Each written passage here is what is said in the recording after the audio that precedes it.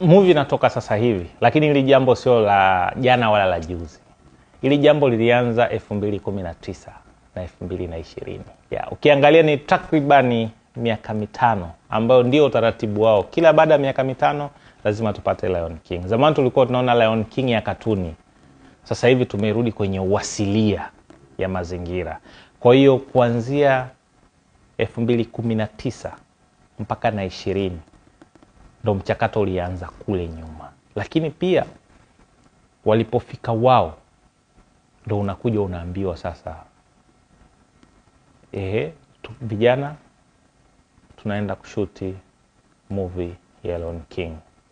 Kwa hiyo unaingia ile mikataba yao ya international. Kipengele ambacho kikubwa ambacho kilikuwa kinasisitiziwa, usije ukatoa siri hii, kwamba never ever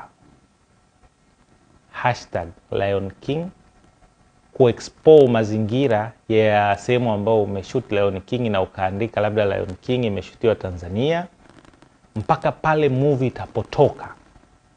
Movie ikishatoka, ikishakuwa trend, wakishaanza kutoa wahusika ambao wameshiriki movie, wakina Beyonce na mtoto wake ambao alikuwa anaitwa Blue.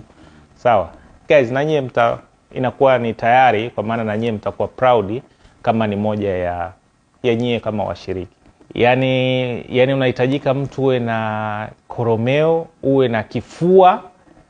Yani kama umefanya kazi ile umeacha, unatakiwa vitu vyote unaachia pale. Yani kwa sababu hata wao wenyewe crew sijawahi kuona picha zao huko 21, 22. Kwa hiyo wote walikuwa ni watu ambao walikuwa kimya mpaka movie imetoka. Kwa hiyo sasa hivi ndio watu wanakuwa proud kuona kwamba nimeshiriki.